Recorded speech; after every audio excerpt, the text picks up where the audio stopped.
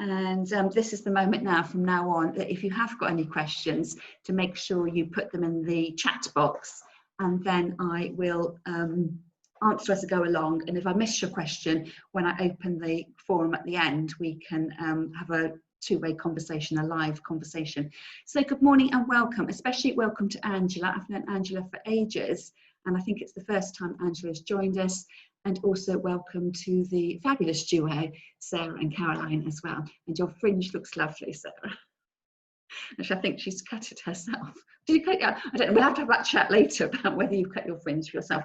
So this is the, I'm doing lots of Zoom flower arranging classes every Tuesday morning. Come on to do a class. And I'm doing them in three-week groups. So you're here at week 1 of the floral jewellery session. So you can join all 3 classes in the session, or you can pick and choose and dip in and dip out. So the classes are free, but if you are minded to donate some money towards me to my Buy Me a Coffee fund, you can chip in £5 a time to support me. And as a thank you to you for doing that, I will send you a free copy of the video playbook that I'm going to make at the end of the course. So actually this morning I've just been videoing the YouTube element for this particular project. And so I'll send you the recording after class of this lesson. But to make it really, really clear for you, I also do a proper YouTube video with the camera right down above me, so you can see exactly what I'm doing. I'm conscious that when we're talking on Zoom, that you probably can't really see what I'm showing you. And I have made a real effort today, again, to wear my dark clothes, so what I do shows up in front of me. So we're going to start off with some floral jewellery. So this is the moment where the craft and flower arranging really do cross over. So we've been doing lots of DIYs and craft and spray painting and gluing in the previous weeks. And we're getting now down to using our fine motor skills to produce some jewellery. So we're going to start off with a really simple project. And then week 2, we'll be making a brooch. Week 3, we'll be making a necklace. But they are sort of beginner pieces, and you can go off and explore and do your own thing when you're practicing in your own time. So you will need some specialist equipment or your best fit for what you may already have at home. So those of you who belong to a flower club or have done floristry classes before have probably seen this, and this is aluminium wire. And in the email, I'll do a follow-up email after class, and I'll give you some links. So there'll be links to Amazon, so at least if you don't want to buy through Amazon, you'll be able to see what it is I'm showing you. So this wire is really great. It comes in all sorts of colours, and it's really, really bendy. It's quite thick, I don't know if you can see that, but it's quite bendy, so that's really handy. In later weeks, we'll be using 2 different kinds of wires, a real wire and a bullion wire, but I'll tell you more about those next week. If you do want to shop in bulk, I'll give you the links and you can make one shop instead of buying things in bits and pieces. I'm also going to be using a pipe cleaner, which is optional, and you may not have this at home, and if you haven't, you could use a piece of wool to bind around your wire. And the reason we're using this is we're going to be gluing our flowers in place, and sometimes the glue doesn't stick direct to the shiny wire. You need something with a bit of texture to it. So I'm using a pipe cleaner, but you might, if you've got a bit of wool, you could use a bit of wool and knot that around the edge. I'm using my floristry scissors as always, because they're my tool, part of my tools of my trade. And I don't know whether you can see there, it's got little sort of a sawtooth edge, and that is a specially designed grippy bit for your wire, because it will cut wires. You go right into the teeth of your scissors there, and it cuts cleanly. And they're also the scissors that I use for my flower arranging, for cutting my flower stems. I've got a needle-nosed pliers. So any pliers will do, but the skinniness of the needle nose is what will help you today. But anything you've got in your toolbox will be perfect. I'm using a glue stick. I'll come on to that later. Any kind of glue stick. And then I've got a selection of flowers. Now I'm going to be using silk flowers today because it's the only thing I've got to hand. I haven't been out shopping for 100+ days. So I haven't been able to go out and buy any fresh flowers, because you could do this project using fresh flowers. and we don't have many flowers growing in our garden. So I've got a selection of flowers. They are the odds and ends of other projects, because I'm not a great silk flower fan, but they are literally the tail end Charlies of what I've got at home. But I have also got some dried flowers as well. So I've got a head of hydrangea that I dried, and I have got a tiny, tiny vase of about the only flowers I've got in my garden, which are pink phlox. So you've got options. You could use the wire only, and you could decorate with buttons and beads. You could add fresh flowers, silk flowers, or dried flowers. And if you're using the fresh flowers, you might want to get hold of this glue. It's special floral adhesive. It's made by Oasis. So that's optional. So it's a matter really, we're trying to make do and mend, use what we've got without necessarily having to go out and buy loads of stuff. But, you know, the wire is the key. Anything else you can just mix and match with what you've got. Now I'm conscious that as I show you my silk flowering, you probably can't see that. So I'm going to do a supersized version for you, but that is what we're going to be making. It's got the ring section and it's got my silk flowers on it. And if I turn it the wrong way around, you can see it's got a disc of wire, and that's what is a platform for sticking my flowers to. And this fluffy bit here is my pipe cleaner. So my pipe cleaner is white and my ring wire is red. If you were making this for real, you would match your pipe cleaner and your ring wire to the same shade, and then they wouldn't be so obvious. But actually, when you're wearing it, probably only you will know you've got a pipe cleaner at the bottom there. You can't really see it. But in terms of perfecting your workmanship, you'd want to have matching materials. I have also made this morning a hydrangea ring. So it almost looks like I've just got a clump of hydrangea and put it on my finger, but I finessed the idea a little bit. So I started off with one floret of hydrangea, and then I glued more and more onto it. So that's another option.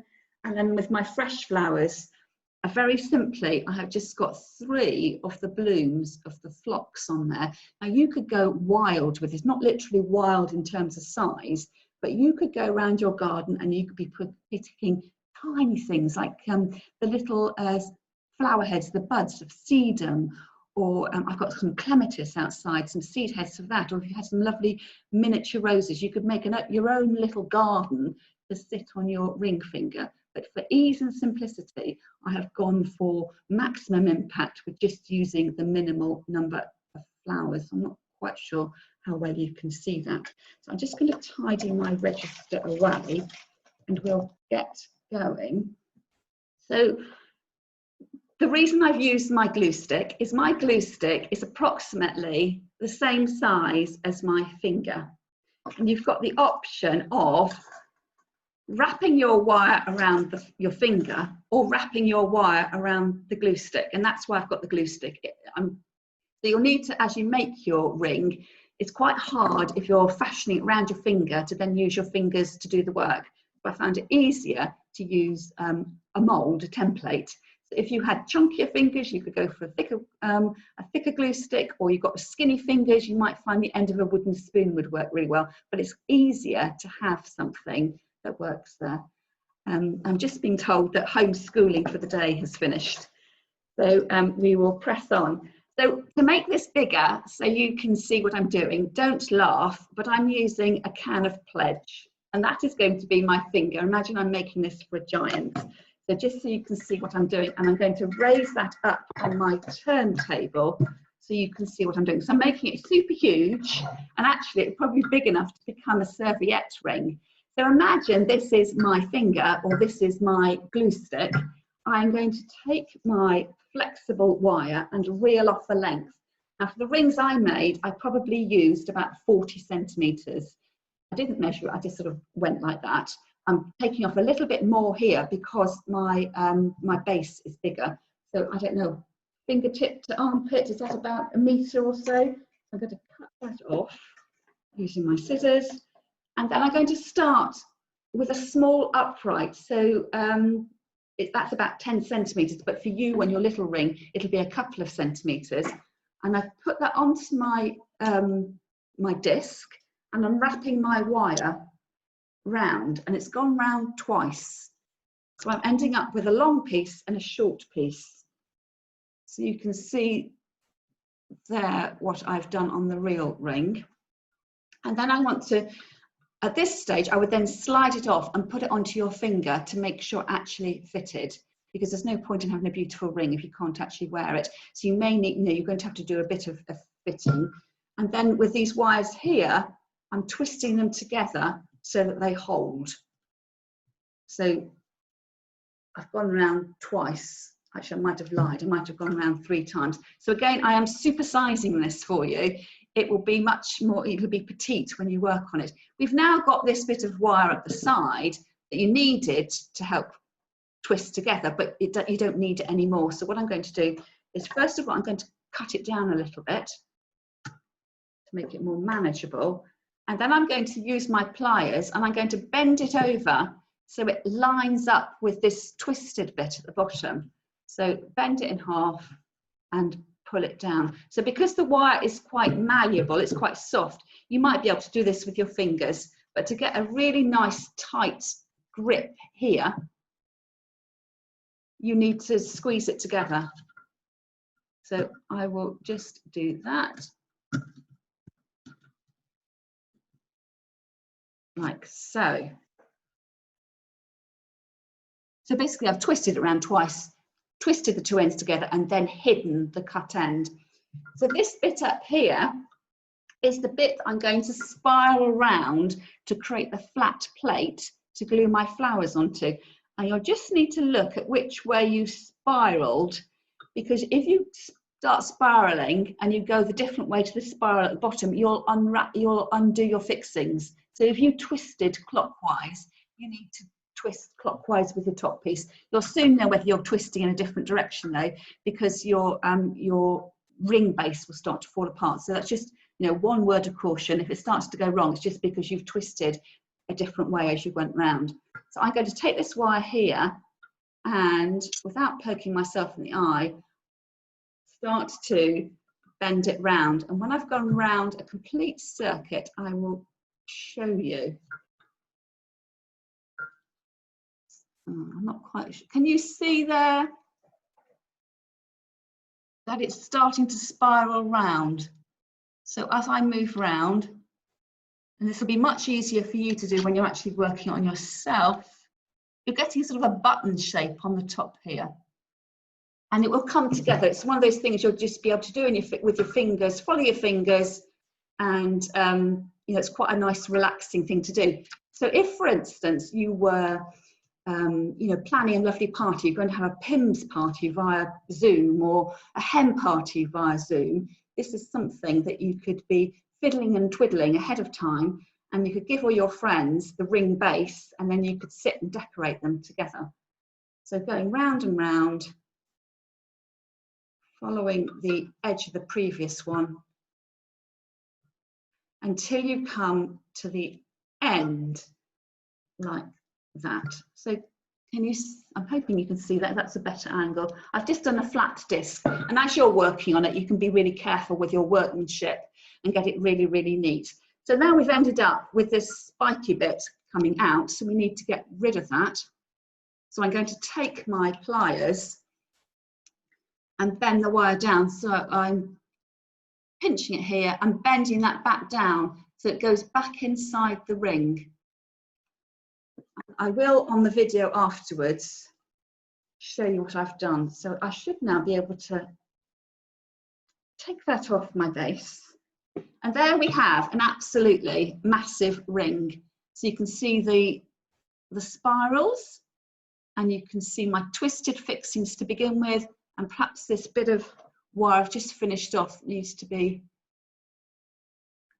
tucked in a little bit more, and my pliers will help me with that.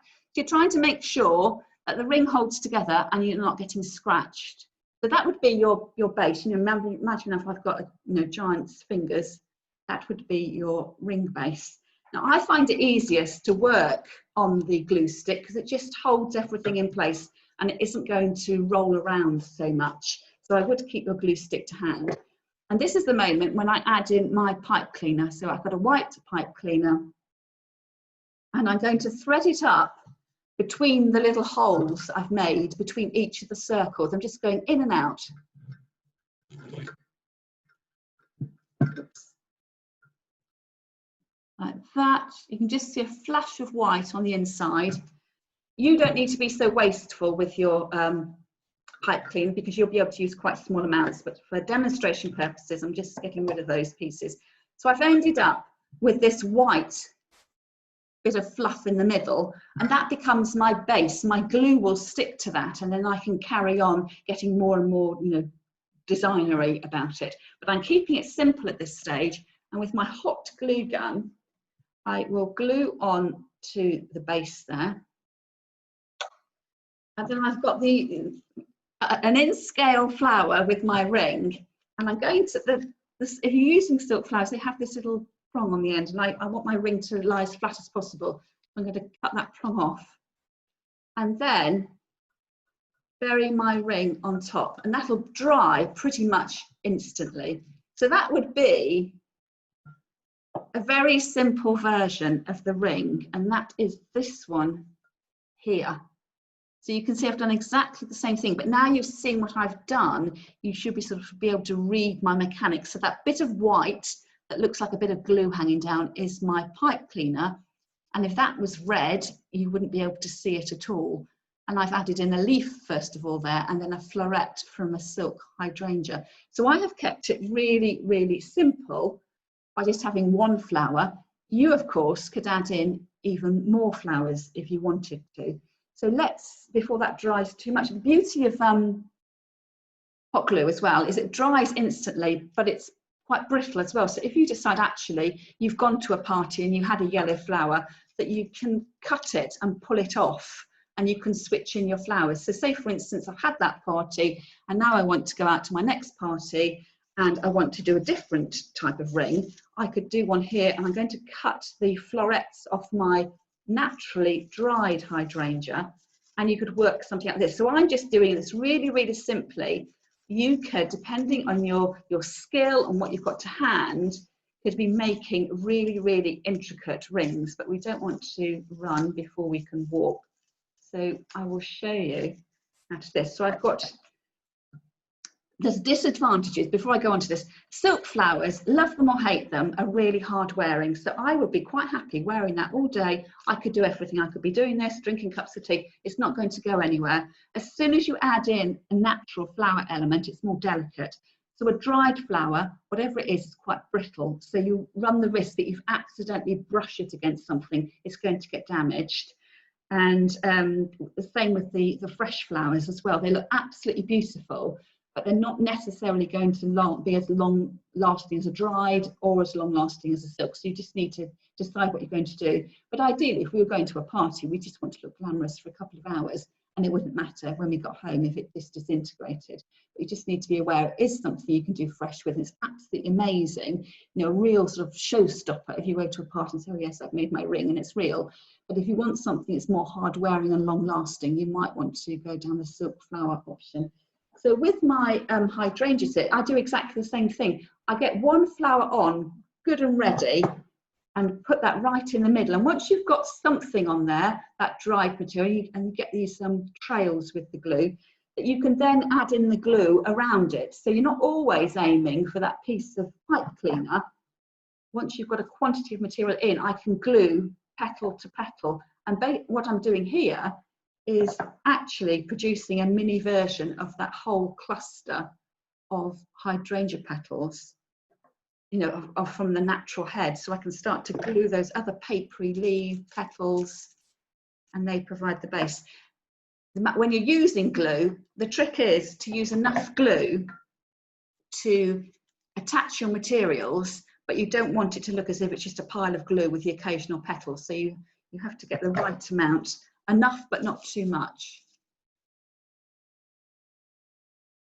And as I say, if you didn't have access to any plant material, whether it was real or fake, you could think about adding beads and buttons and see what's in your jewellery box. Perhaps you've got broken necklaces and things like that that you could you know, adapt and repurpose.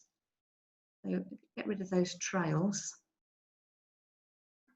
So that would be Oops, bad workmanship's fallen off.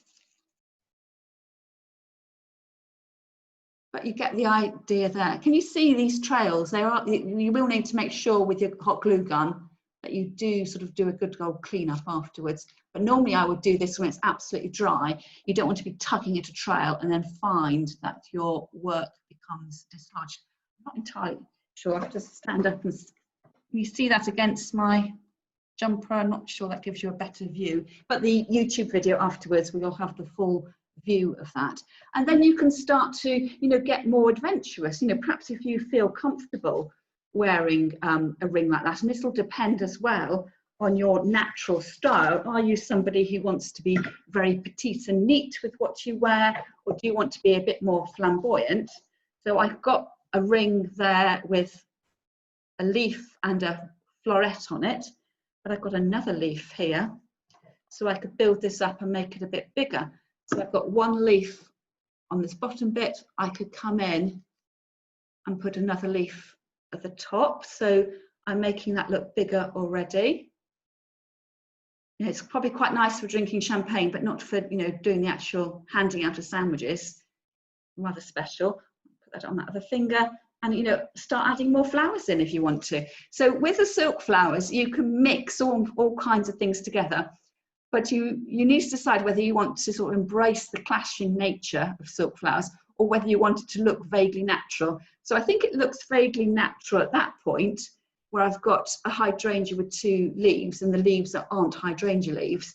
You know, does it still look natural if I put a, you know, a ranunculus next to it, even though it's pink? And you will need to make these decisions yourself. You are the designer, and whatever you say goes. So a little bit of glue in there. I've got some cherry blossom I can tuck underneath, and that adds in another 3D quality. So the more you add in, the fuller it becomes, the more luxurious it comes, and the sky's the limit. The sky's the limit in terms of remembering you've still got to be able to wear your ring, and I wouldn't go too big, because anything that is too long and fine and delicate, you know, one bash against a chair and it's going to be vulnerable to being broken. But you can add in like that, and much is the same as we would with our flower arrangements. You just need to make sure it is pleasing to you, so it looks like it's balanced, it looks like it's not going to fall off, and it's given you pleasure. And part of this is all about the pleasure in the making. It's the pleasure in the planning. That's tucked down there, and I'm starting, the more I add in, the more I'm starting to hide the spiraled plate. But you might decide you really like your spiraling and you want to have a huge spiral with perhaps just one flower in the middle, and that's entirely up to you. So these mechanics, the hardware that we're making the ring from, is decorative, so it's providing a function, but it's also decorative as well. So it doesn't matter that it's showing, because your neat workmanship is something to be proud of. I'm just wondering what else I can fit in there. I've got another, I'm not quite sure what it was trying to be, apple blossom or something. It's got a bit of a stem, so I could cut the stem off, and this time, instead of gluing the flower itself, I'm going to glue down the length of the stem and then slide that in. So having a look, deciding which way I'm going to wear it on my finger, and then I can put the flower in just where I want it to go. I can't quite decide where I want it to go. Perhaps like that. So again, the camera isn't great on Zoom, so I'll take a couple of photographs when I send the class email afterwards, and then you can see what I'm doing. Now you'll see that I'm wearing this on my index finger of my right hand. So if quite, again, you make it on the finger that you want to wear it on. So I have looked up, apparently a cocktail ring, which in my mind, this is a cocktail ring, is worn on, well, traditionally worn on the index finger of your right hand. But these days we wear rings on any finger, so you may feel more comfortable wearing it on your ring finger. But make sure you fit it to the finger you want to wear it in, because that is looser for me. So I've made it for my chubbier index finger, and it sits more comfortably. So you can imagine that, you know, next time you're going to a wedding, you've got a hen party, or you're just trying to make Tuesday night special and you want to have a fancy drinks party at home with you and the dog, you could dress yourself up and wear a floral ring. So I did have some real flowers as well. You know, perhaps I should put my real flowers in as well. So I've chosen phlox because it was the only thing I had that was pink in my garden. If you had a rose or perhaps miniature miniature succulents would be lovely. I could add in, there's nothing to say you can't mix your fresh and your dried and your silks.